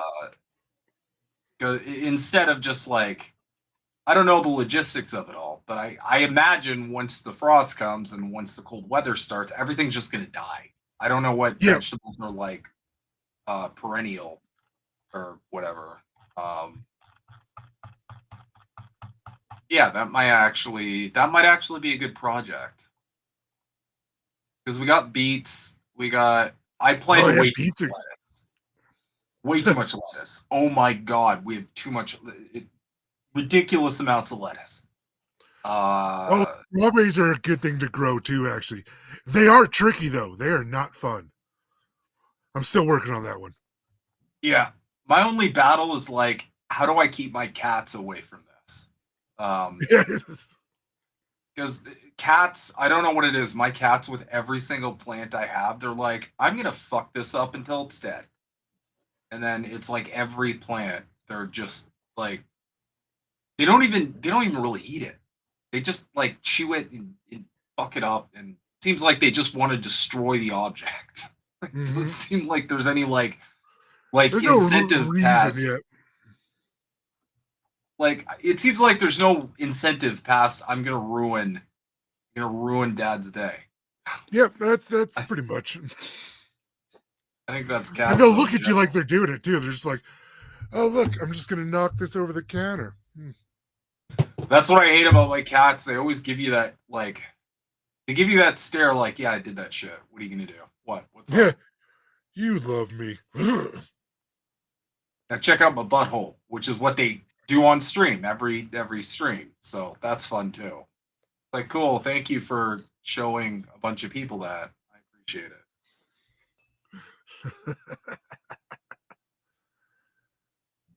All right. Well, anyway, thank you guys for tuning into this. This was one of the episodes that was super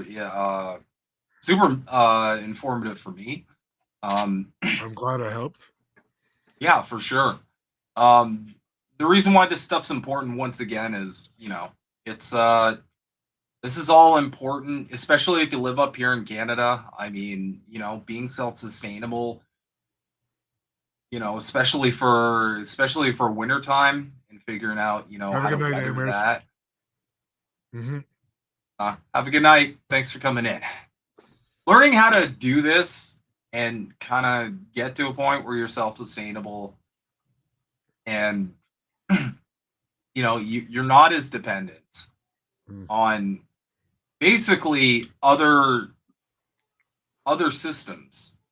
Like, for example, this is a big one too. What if we have a supply chain breakdown, right? Mm-hmm. All of a sudden the food just stops coming in. All of a sudden, you know, if you've got a vibrant community that's all very good at this. And again, what I'd recommend to people as well, you know, if you don't know your neighbors, if you don't know everybody in your vicinity, go and introduce yourself. Mm-hmm. Go, you know, go make friends, people. make connections, because, you know, you're gonna and teach them this stuff and learn from them on the things they do as well. Because, you know, one thing I've always felt like we've lost in the age of technology is I feel like we've lost a feeling of community that I remember as a kid. I remember as a little kid, we knew all our neighbors. We just do things for each other. Well, do you remember like when you'd have like big like one street garage sales where everyone would get together for one day? Did you guys ever do that? Yeah. No, we totally had that. We'd have neighborhood parties. We'd have, you know, gatherings, watch each other's kids. Like, there was a bunch of stuff that I just don't see happening anymore.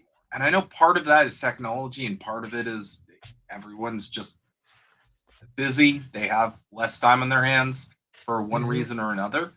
But, you know, it's important to get back into that because, you know, it's I feel like that sense of community is something we need as human beings, and I feel like we've lost it. Also, again, when shit hits the fan, you're going to want as, you know, many people helping out as possible. One person is not going to stave off the post-apocalyptic wastelands. You're going to need to make some connections and rediscover that feeling of community. It's like that old saying, we're all in this together. Yeah. And I mean, we really are. Regardless of political beliefs or you know, backgrounds or opinions on various things. I mean, at the end of the day, the overwhelming majority of us are kind of in the same boat. Yep. We're just trying to figure out how to get by and best prepare for a future that our ruling class has really not kept us in mind for. I Nope. think there's nothing but a million different reasons for why that is. But Yeah. They'd rather fearmonger about some country on the other side of the earth. I mean, they're fear mongering about like 5 of them right now. So at the end of the day, though, I think one of the most important things is once you start getting more sustainable and having more of a sense of community, that fear mongering is less effective because all that fear of World War III or a next pandemic shutdown or whatever's going to happen, whatever scary boogeyman's on the horizon, if you've got like some sort of preparation for it, you've got some sort of like, oh, well, I'm going to be okay, but this is not ideal. That's where you want to be. You don't want to be one of these people without a plan who are thinking, well, shit, if all of this falls down, I don't have anything to do. I'm kind of just screwed. It's about time we took the power in our own hands. And at the end of the day, still, even regardless of everything else, it's going to make you confident in every other avenue of your life as well. Because you're going to be like, you know what? Like, oh, times might be a little tough. Someone loses a job, or like you get an expense you weren't prepared for. Well, you can at least feed yourself or give yourself power. I know, like I said before, I know the land thing is tricky. Yeah. It's not cheap. Yeah, we got extremely lucky with what happened with us. Like, it was just a one in a chance opportunity that we just couldn't pass it up. Like, we got so lucky. And that's why me and my wife even have talked about, like, we want to try and find more land out there and build a place for people to come and live in a community that cares about each other. Yeah. Like me and my wife aren't very much money people. We just like people. Like, we just want people around, have fun, enjoy life. I mean, yeah, and also, feel comfortable knowing that like there's at least some plan and some connection with other human beings. Or I think human beings need to be working with other human beings on something. I think that's kind of just how we're like hardwired at our core. And I think life nowadays, that's largely missing in a lot of areas, and I feel like we need to return to that. I think we'd be a much more mentally healthy society if we did. Because for social animals, a lot of people are kind of forced to be antisocial nowadays. You got your phone and you got your Call of Duty, but you're not working together with people, face to face in the real world. No, that's true. And that's part of the division principles that the powers that be have set out to do. Like, they know the more closer people are, the harder it is for them to hold down power.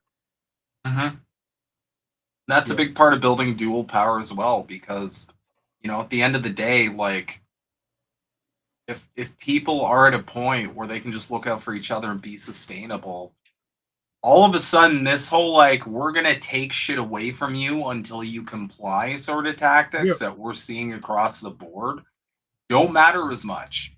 And all of the censorship doesn't matter as much. This whole like, oh, you said a mean word about my politician, I'm gonna get you fired. You guys might have seen that online recently. None of this matters as much when that's the case, because you're like, you know what? Do what you want, but I'm going to be good either way. All